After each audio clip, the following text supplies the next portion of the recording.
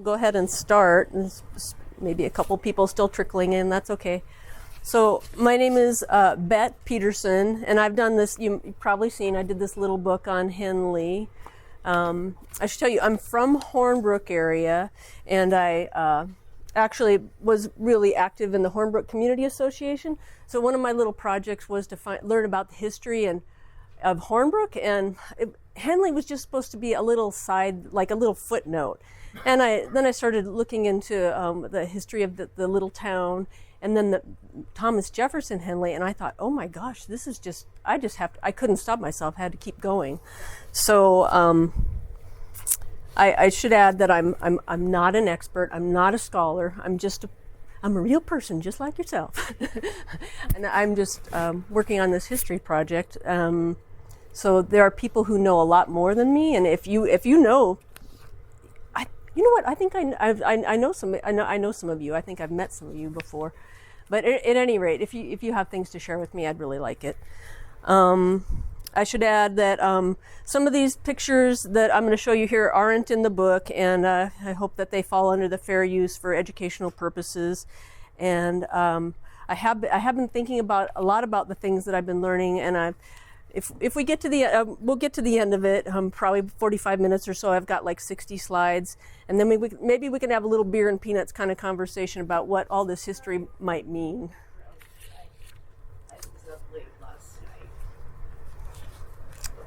So here, so let's go ahead and start. So you all may recognize this view here. I got this. This is a drone view of. Here's Black Mountain here. And here behind it is Shasta. And this is Interstate 5. It's a little bit grainy, but this is a drone photograph for this. I think this is the Ditch Creek area here. And I think it's just kind of neat to pull back and look at this. This is Hornbrook area here, and Henley would be over this way, I think. So here's here's my little book, and if you've looked at it, in the center I have a kind of a fold-out map of Copco, because I think it was important to me to look at the history of the Copco area, especially after the sign was removed. There was a historic sign that marked where the Wilkes expedition had gone through, and I thought, somebody's removed this sign, and I was really upset that they moved the sign. So then I decided, well, I want to learn more about this, and rather than just being upset, I thought I'll do a little research. So anyway, so this book has also features, besides like Copco Road highlights and Henley highlights, it also has the cemetery, the Henley Hornbrook Cemetery, which I've been working a little bit with the Siskiyou Preservation Society, and a little bit with them, doing some tours, and I think we're going to have a tour coming up in September, and. Anyway, so and I have to tell you, the book is only 40 pages because that was kind of the limits of financially what we could print, for our, I had to borrow some money, so that's why it's only 40 pages. So I called it Henley Unhinged, because it's kind of like a Pandora's box that once you open up this history, it's like you can't unsee it. That's how I felt, at least. So the information sources that I used were a lot of printed books. Some of them are kind of hard to find books. One of the major books that I used was from Roy Jones. You all, maybe if you're familiar with Hornbrook, you might be familiar with Roy Jones Road. So this is Roy Jones' book here, Land to Remember. He's written a couple of books. Well, he's actually kind of prolific. He was a medical doctor, so he wrote some medical books too. So. He has a really good history book for Henley, as well as a little bit of Hornbrook. And then I also use internet sources. UC Berkeley, I actually found some audio files of Sergeant Sambo that I got to listen to, and within those audio files I learned a little bit of history. Yale, the Bernanke Library, and one of the major things that where I found information for this book is the Los Angeles County Library, where the volunteers are transcribing old letters from the United States Archives, and it's through the Bureau of Indian Affairs, I think, is somehow they're sponsoring these transcriptions, and that's I wrote here that they have to be digitized, so they're transcribing these and they're putting them in a database. So you can imagine, okay, they're in a database, so now they're all searchable. So all these, so I can look up Henley. I'll show you. You can look up Henley. You can cross-reference him with Shasta. You can cross-reference him with Siskiyou County, and you can. It's like an index, kind of, I guess you could say. So, I should ask. So most of these letters, they're in cursive. How many of you all still write in cursive? I kind of wish there were some kids here. I wonder how many. Yeah, I wonder how many kids still writing, or if they're even. I heard some schools are not even teaching it. Yeah, yeah. So, I think it's so significant. I mean, some of our most important documents, historical documents, a lot of things are written in cursive, and I think it's admirable. I'm really grateful that they were able to. What a labor of love for these people, these volunteers, to transcribe all these old letters. So here's another view of Shasta, Black Mountain, and I think this is Bailey Hill. I'm not exactly sure. And Black Mountain right there? This is Black Mountain, the round one. And I wanted to note that I think this is this a really neat view, and this is kind of the view that you have when you're coming down from I-5 from Ashland area. You kind of get the Black Mountain and then Shasta behind it. And I think this is neat because it kind of represents, this is an old, ancient volcano, I'm told, and this is a newer volcano, but on the scale of time, I mean, and our human lives are both so old. And then I understand that the west side of the valley is our ancient mountains, very, very ancient, and the east side of the valley, where Cottonwood Creek goes through, is kind of the dividing line, I guess, is much younger, and it's an ancient seabed. So I don't know. I know that the mud where I live in Hornbrook, I say that it's supernatural mud because once you get it on you, it's so hard to get it off. Yeah. So in looking at this history, I think it's kind of nice to have a frame of reference. So, we're going to be talking a little bit about Henley, the town of Henley and the man, but it's, I think, significant to think about who was there first, the Native Americans, and then that this was actually, even though we're far in northern California, I guess this was part of Spain and part of Mexico at one time, and I think it was interesting. I just found this out this morning that that the Treaty of Guadalupe Hidalgo, when no, it was before the Treaty of... No, it wasn't the Treaty of Guadalupe Hidalgo. Supposedly, the Native Americans were supposed to have all the rights of citizens. And I don't know what happened there, but... and then also that came through this area were the fur traders, Peter Ogden, Joseph Meeks, and then the Wilkes Expedition, like I let you know about. Wilkes Expedition was actually a naval expedition. I have a copy of a book here about... It's holding up the projector now, so I'm not going to lift it up, but... the Wilkes expedition was a 4-year naval expedition. It started out on the East Coast, and they went all over the world. They actually before they were here, like within a year before they were here, part of the expedition, the overland component of the expedition was here. They were actually in Antarctica, believe it or not. So I think that they came through. They crossed the Klamath River, and Joseph Meeks was their guide. And a few people got sick, and they had to spend 3 days there. So they're all journaling. Oh yeah, I could try. Might help. Does this work? Is this helping? I'll try. Okay. So that all of these people who were on the expedition were expected to have a journal and record their observations as they were traveling. So they spent 3 days on the Klamath River. So even though there's not a whole lot in this book, I can show you this book later. I've accessed the journals of several of the people who were on the expedition, and it's worth. I think there's another book in there somewhere, but and then of course 1849, the gold rush, and that's when things started to really change here. So So for a little bit of modern, I guess, frame of reference, this is the old Henley. No, this is Oregon Road. As you're crossing, let's see, if you're driving north from, say, the Chevron, you pass the cemetery on your left, and then you'll cross this creek. There's a little bridge here on your way to Hornbrook.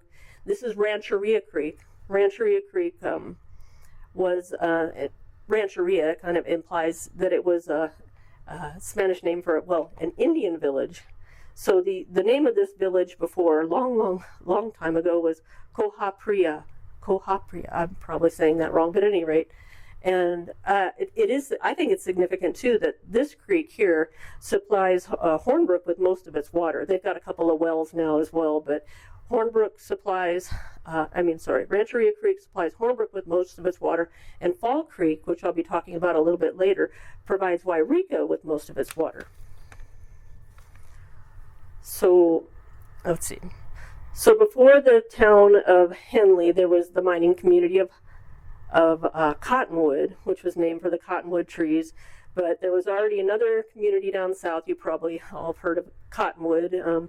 They already had a post office there, so they had to change the name. So Henley happened to be the one of the assemblymen at the time, so they changed the name to Henley. He was popular apparently with the local people. So I have a few pictures here of old Henley. So this one's from about 1911, I guess, and this would have been this is Main Street. This would have been, I don't know if any of you, well, how many of you here were here before the Klamathon fire. You may remember there was the old Grange building, 212 Main Street. This would have been about where, I figure, where the Grange building is where the Keystone Bar stood, and then right next door is the Minor Bar. And at any rate, it's of course the Grange building's gone now too. Oh, and let's see, what else can I tell you? I think this is a neat picture. If you really look, the bartender from the Minor Bar is here, standing here he's got a little tray with some kind of a bottle on it, and then the bar owner for the Keystone Bar has a cigar box. That's kind of neat. And okay, this would have been right across the street from those bars was the post where the Henley post office was, and these people here. This is in the Roy Jones book. A few of these people are named, but I think this is significant. That this kid here, that's Henley Clausen. Yeah. That's my grandpa. Okay, I thought that's who you were. I think I met you before, so I'm glad you're here. So that was Henley Clausen, and so Henley was, I guess, he made an impression enough that somebody decided to name their son after him. So, and this is the Henley Hotel, which I understand was next door. Let's see, I think I'm not sure if it was east or west of the post office, but it was right there on Main Street. And then this is the brass wire mine. This is also from the Roy Jones book, but it's also at the Historical Museum. This is they're doing the hydraulic mining for placer deposits using huge amounts of water, and they're washing all of this water down, and a lot of debris went downriver with it. And this is going to be this photograph here. Really, it illustrates just how much dirt washed downriver. And you get an idea later in these letters with Henley and other people why the Native Americans were so upset, because it really made an impact on the fishing and the downriver. So, okay, so there were in my mind I've looked at a lot at. I'm sure there's more letters I haven't looked at, but there are two very significant letters for our area. Are military letters in the National Archives, and these are also available from the museum. I'm sorry, from the museum. The library, the Los Angeles County Library. They've transcribed these. So the letters are about the cave incident that happened in January 1854, and the Shasta ambush in May 1854, so a few months after the cave incident. So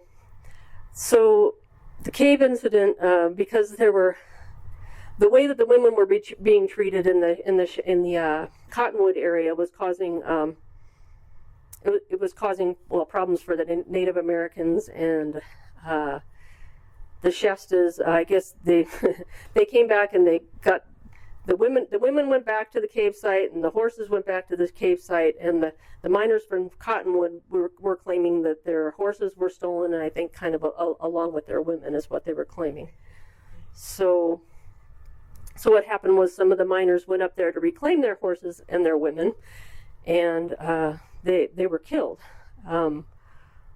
Four of these miners were killed, and they were killed at Fall Creek. And there's a reason there's a mass grave here. This is the oldest grave that I know of in the Henley Hornbrook Cemetery. Not the oldest tombstone, but the oldest grave here. And General Crook was there. The people from Cottonwood, they called for help from Fort Jones. So George Crook and Henry Judah and some other pretty well-known military people came to help the people from Cottonwood to what they thought they were retrieving their horses, and they thought things were stolen. So, and of course 4 men were killed. So they went upriver to find out what was going on. So imagine this is in the month of January. So this is what George Crook wrote in his autobiography. We soon came upon a mountain torrent that emptied into the river.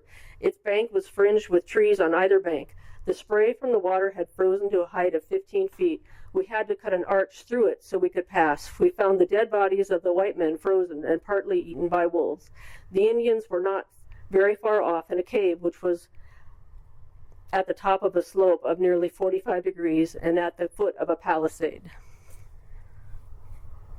So that's the reason for the mass grave, I'm sure. So the military people, Captain Judah and Crook, went up with the volunteers from Cottonwood to retrieve the horses, and they went to the cave site, and it was very, very dangerous, very steep on the side of the cave. And one of the volunteers, Mr. Geiger, he went up to the top. He decided to go up on the top of the cave, and he looked down. He said, "You guys be careful. We shouldn't be, you got to be careful. Don't look down like this." And then he got shot. And his brother came back in the month of May and helped really to avenge his death. And I should add, this tombstone here is probably the oldest tombstone, I think, in the cemetery. I think that's what Mike told me, that probably came from Butcher Hill. I didn't know that. I guess that's where they get some of the sandstone. I think it's sandstone. So I put this QR code here because, and I'm willing to anybody who would like a QR code for these military letters. I'm not doing these stories justice, and I acknowledge that. But if you want to take one of these QR codes, you can scan it in, and you can read all these letters yourself. Okay, so I said, now that was the January incident, and then the Shasta ambush happened. So the Shasta ambush was written about by Lieutenant Bonnycastle. He described how Chief Bill and the Shasta from the cave site were ambushed by the whites, although they had a special note that was given by Bonnycastle to travel to Fort Jones. So it was kind of in 1854, the spring, it was kind of like a perfect storm of crazy things that were going on, and it was just bad for the Shasta, for the Indians all the way around. People were being ambushed or robbed going over the summit, and then there was a man named, believe it or not, his name was Joe, and he went to he was supposed to have been hiding out at the cave, kind of like Indian Joe going to the cave. It's like sound like kind of like Tom Sawyer to me, but anyway, several things were just going badly for the Indians. So the sentiment was really against the Indians. So that's why Bonnycastle gave the Chief Bill and the Shasta people a special note so they could come to Fort Jones and be safe. So despite the official note, the volunteers from the town of Cottonwood and some Deschutes Indians ambushed the Shasta Indians, including women and children, and several of the Shasta were killed, including Chief Bill. So things really went bad after the chief was killed. And this man, Thomas McCamey, who was from Cottonwood, was also killed. So his grave is at the Henley Hornbrook Cemetery. Yes. And then I think it's significant that all these things happened, and it's unfortunate, but the judge at the time knew the sentiment was really against the Native Americans, really against the Shasta people. So the judge acknowledged that this shouldn't have happened, that these Indians shouldn't have been killed, but the judge knew that it wasn't going to go well if he tried to prosecute these people. So he tried to prosecute one of the brothers of Geiger, who had already taken off and was going down to San Francisco, but the local people, who were pretty well known, never were prosecuted. But it was just I guess of the time, it wasn't going to happen. So now this is the Klamathon Eclampus vitus historic marker. I don't know if you all know where this is. It's on the corner of Ager Road and Klamathon Road. And here, I'll show you. So this is approximately right here where the town of Klamathon was. Oops. But see this kind of swale right here? That's called Cape Horn. They call that Cape Horn Creek. This is the approximate area where Chief Bill was killed. This is where the ambush would have happened on the other side of this creek. But I just think it's sort of seems sort of ironic. There's a historic marker here, but it doesn't acknowledge something else that I think is pretty significant. Hey, Ben, I have a question about that last picture. Yeah. That reddish marker right there. Yeah. It seems to me years ago that marker was different, because all of a sudden it was red. I know. I don't know. Wording to it. I don't. Reworded it. Oh, I'm not. I don't know about that. Well, I haven't read it lately. I don't know. It used to be way older. Well, it looked more coppery. Yeah, I thought somebody spray painted it for some reason. I have no idea what the story is there, though. But I did notice that one day. I thought it was red, and I thought, but I haven't actually. Protective primer for rust or something. Yeah, I don't know. I'll have to read it again. I don't know. So and this is a photo of Klamathon pre-1911, and just for reference, Rex Casalio, who's a local guy who knows a lot of history, he says that probably the current bridge is right about here, and that's the old bridge. And of course, the town of Klamathon's burned down a few times now. Okay, so this is Judge Rossborough, Mr. Rossborough, who was also an Indian agent. He was appointed by Henley.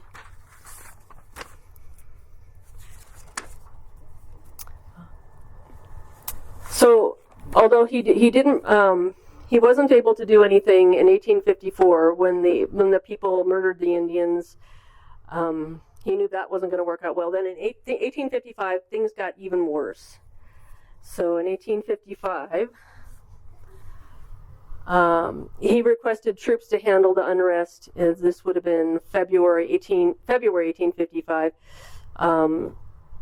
This would have been at the Klamath River and the Trinity River. So he says the friendly Indians protest their sincere desire to remain at first as advised by a majority of the whites, but ask the whites how long they are to remain neutral and to be shot down and their squaws outraged. I hope to God that General Wool has acted on the recommendation of Captain Judah, and as I came endorsed by Colonel Buchanan to send forthwith a company of U.S. troops to this part, that you are on your way here. There is no law on this river, not a single unstable justice of the peace on the river. At any rate, he's saying he's requesting troops. So he wasn't requesting it before, but now he is, because things are getting out of control. Okay, so this is where, now I haven't really talked about Henley yet. We're talked about the town of Henley and some things that have happened. Now this is where there's some crossover with Mr. Henley, who becomes the Superintendent of Indian Affairs for California. So this is what Mr. Henley looks like. This is the only picture I've seen of him.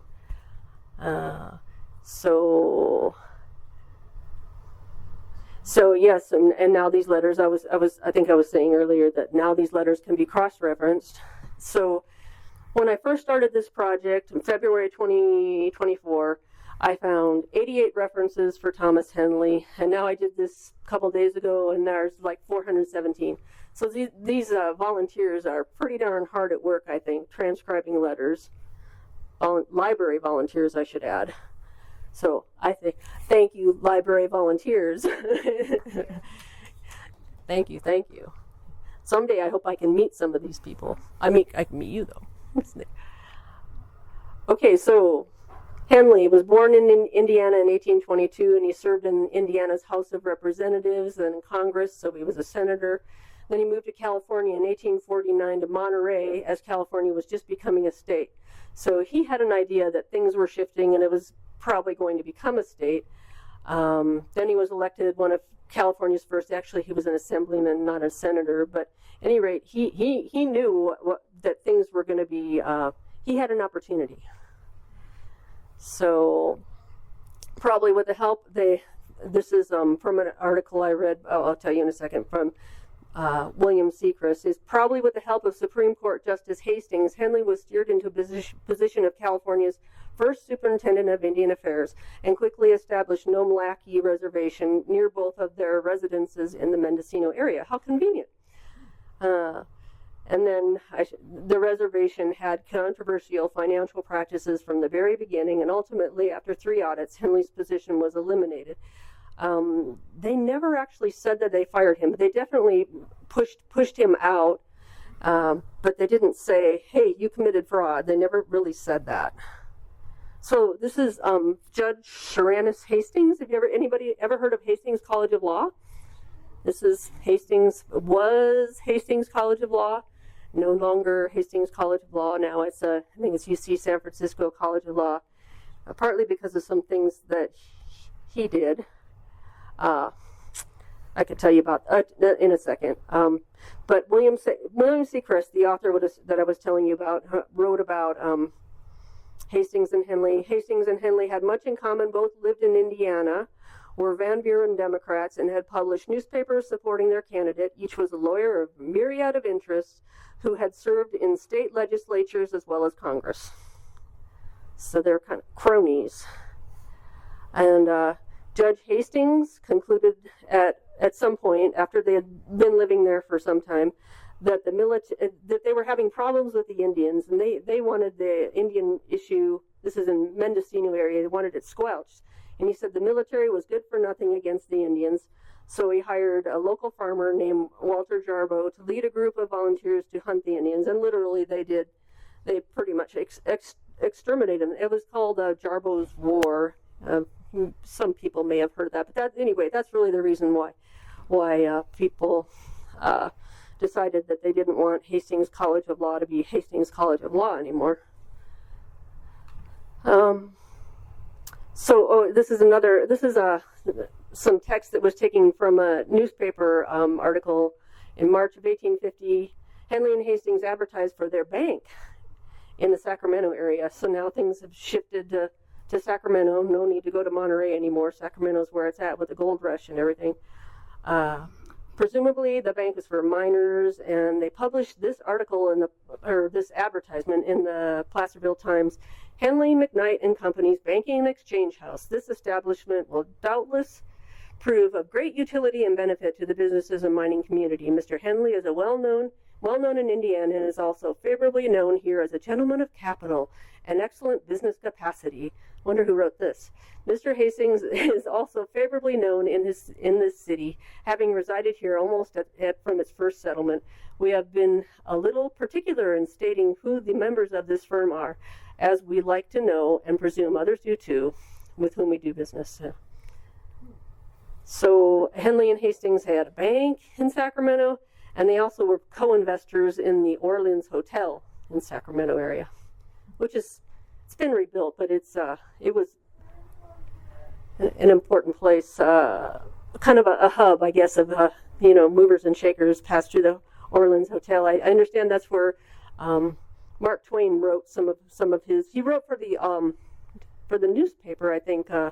Can't remember what, a Sacramento newspaper. He wrote under a pseudonym for a while. But anyway, he stayed at the Orleans Hotel and he wrote a bit there as well. So the California Indian reservation system started in about 1853 because of the Appropriation Act of 1852, and the reservations were created around 1856. So ultimately, with Henley created the Nome Lackey Reservation near where he lived. So there were a total of 5 reservations. There were only going to be 5, and he got the 5th one near where he lived. So you can see Fort Tejon that's down south, Klamath River at the mouth of the Klamath River, Nome Lackey, Nome Cult, and Mendocino. So there were just those 5 at the time because that's all that they had allocated funds for. So before Mr. Henley was Superintendent of Indian Affairs, Edward Fitzgerald Beale was lined up to be Superintendent of Indian Affairs. I guess he did serve shortly, and I understand that he didn't do a very good job allocating his money, so that's part of the reason I think they wanted Henley to get in there, but Henley didn't do much better. But Henley knew that Congress allocated about $300,000 for the department, so he knew there was money there. And Beale, he's also well known for establishing Route 66, and I think he was the guy who, you ever heard of I think there was a camel brigade. At some point, the U.S. military decided they were going to use camels. Yeah, that's Mr. Beale.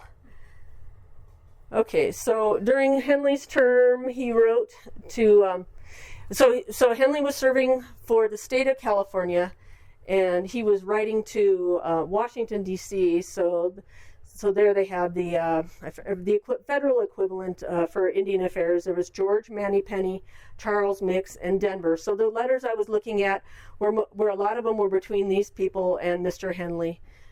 George Mannypenny, he served and then he quit for a while. Charles Mix. Anyway, you'll see in these letters that things go back and forth a little bit. It's because Charles Mix quit and then Mannypenny went back again.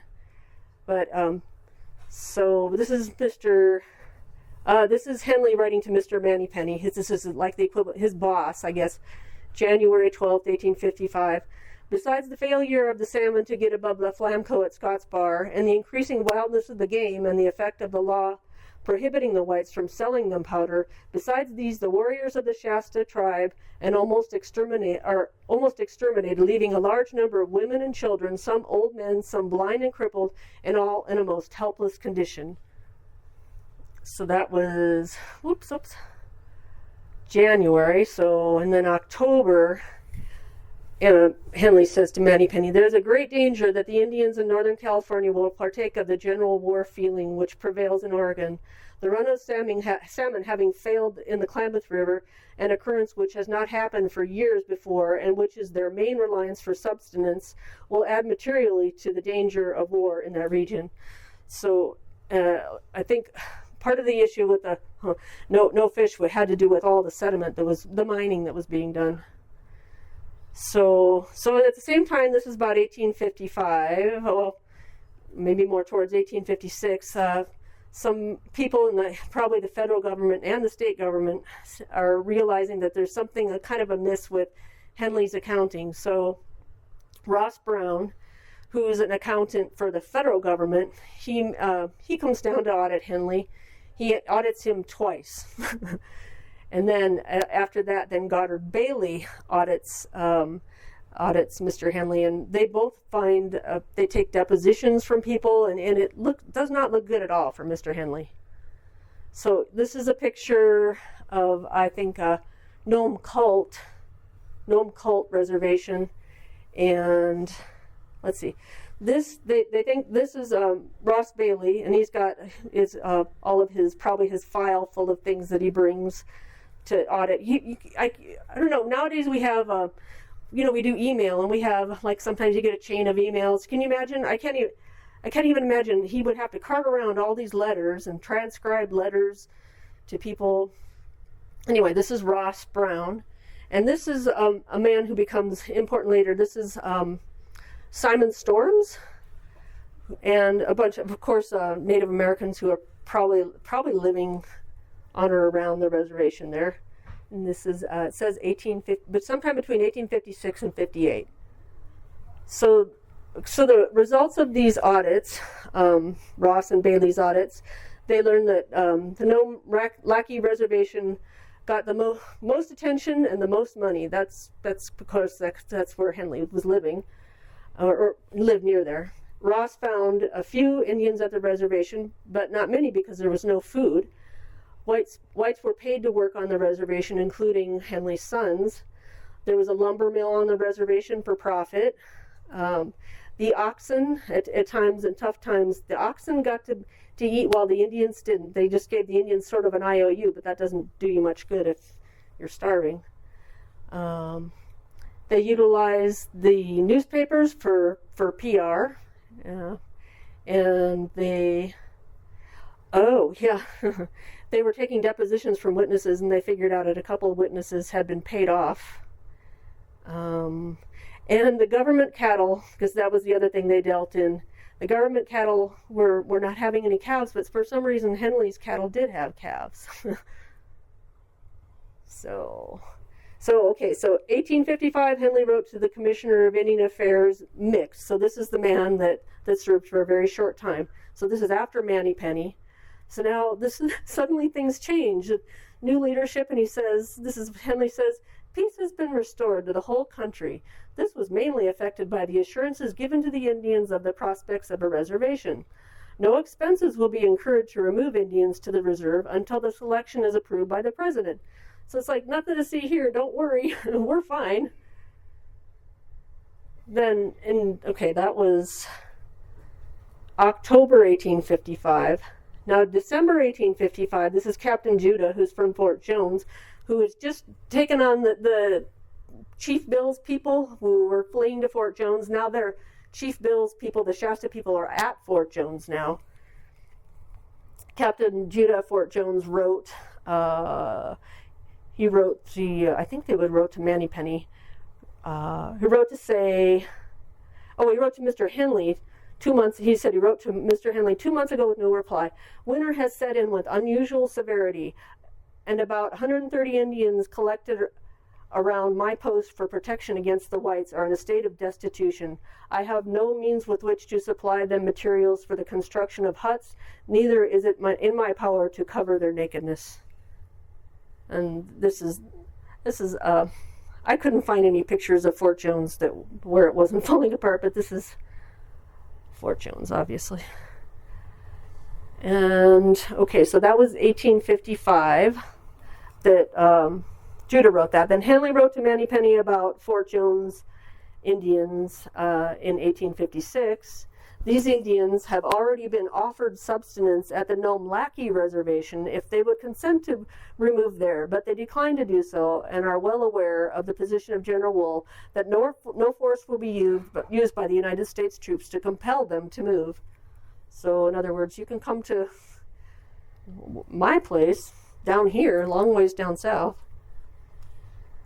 And then Henley was finally removed from office in 1858, and then things got even worse. Nome Lackey Reservation was robbed of valuables after Henley left, and Indian agents couldn't stop the theft. Indian agents were having difficulty caring for the Indian children, so believe it or not, I couldn't believe it, that they began selling the children not as slaves but indentured servants, as reported in a Tehama newspaper in 1858. And that sounds like unbelievable, but I have the article here. I have a transcription of it. Of course, it was transcribed by the volunteers at the library, and it has a list of the let's see, the name, the age of the Indian kid, and then how long they were bound till. So like the first one here is Simon. He's 17 years old. He's bound till he's 30. And then it goes on with a page and a half of these kids, their names and how long they're bound till. Looks like they're all bound till they're 30 years old, but it's for real.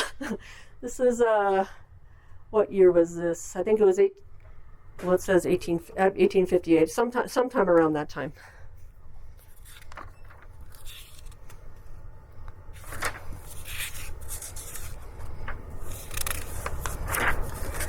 Okay. Oh yeah, this is just some excerpts from that article I was telling you about.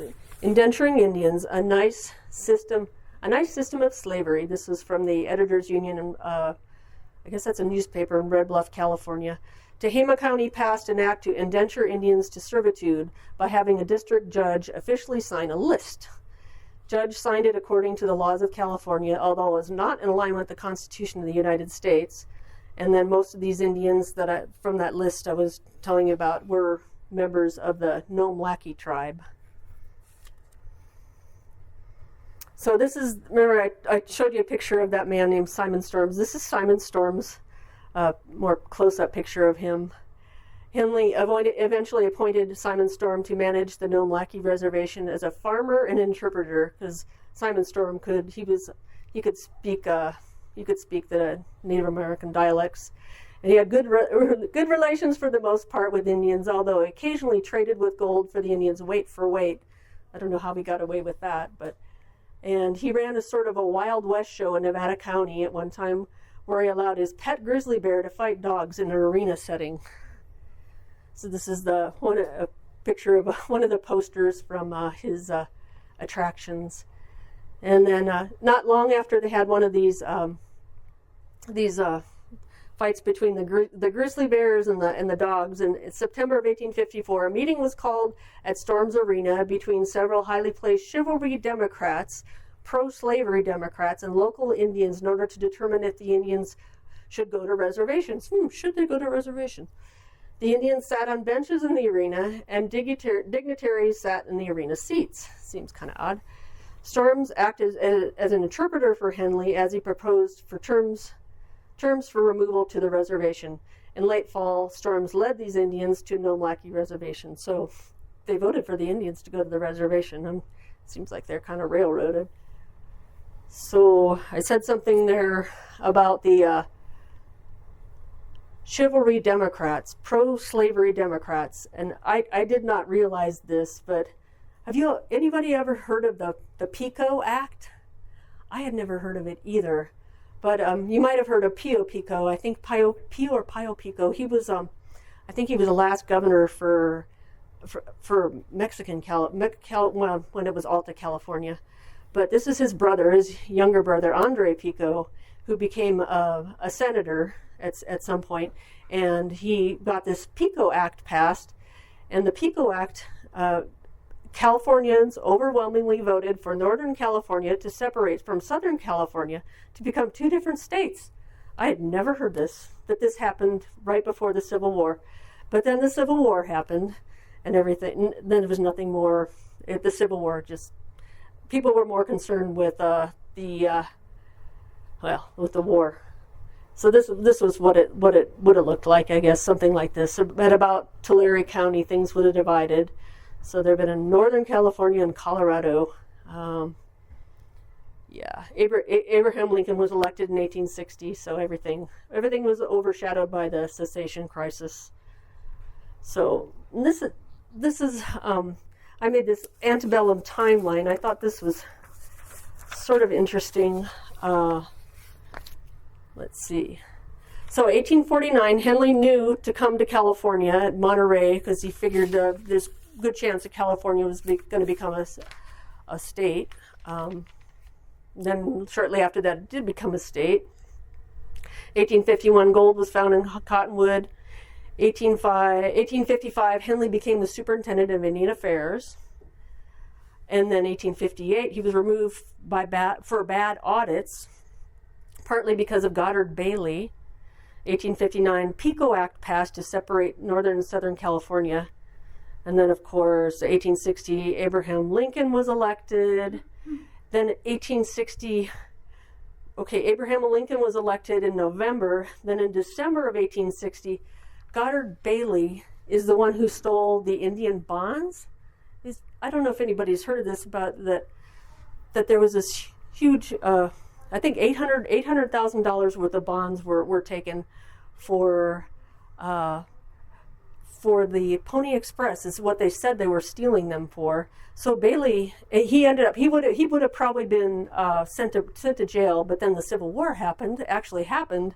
So between Goddard Bailey, one of the officials for the Pony Express. His name was Russell, and Secretary of War Floyd. Actually, they were all in big trouble. But then the Civil War happened, and everything. Nobody ever really got in trouble. And at any rate, that's you know how things end. The Civil War ended in April, and Abraham Lincoln was assassinated in May. Anyway, I think this timeline is. I never knew about Goddard Bailey. The things that I read about him of stealing the bail bonds. It just says he was a clerk, but he was more than a clerk. He was an investigator for, he knew something. It wasn't just this random theft. What were the Indian bonds? Oh, money that was intended to go to the Native Americans? It was land bonds. They had money set aside for the Native Americans, and actually Goddard Bailey, he actually was doing a research about the bonds themselves to find out like how big each reservation was. He was down in. He came to California, of course, to investigate Henley, but he was also somewhere in Arizona, finding out how big each reservation, like how much land there was. I don't know exactly how that works, but it was like maybe it was kind of like an government federal, like an IOU.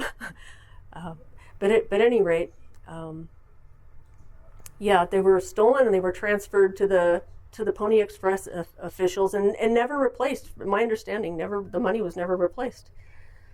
So that's really about all I have. But my little bonus thing that I wanted to talk about with you all is, and I don't know a whole lot about AI, like how all this information that I'm getting, that we all have access to this information. It's all searchable.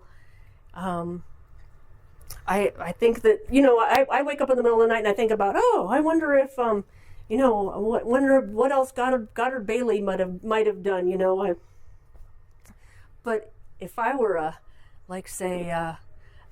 Chat GPT or some kind of a artificial intelligence, able to use, if I wasn't relying just on my human intelligence, but artificial intelligence, I think a lot more of this work could be done and a lot more probably connections could be made. So I think over time, probably over time, we're going to know a lot more about maybe some hidden hands, some things that people did, and maybe make some more connections about things that happened in history. So thank you for your patience. Oh, Rick.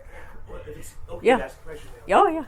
So we've been hearing about the name Henley. Yeah. Over there at Henley Hornbrook. Yes. College.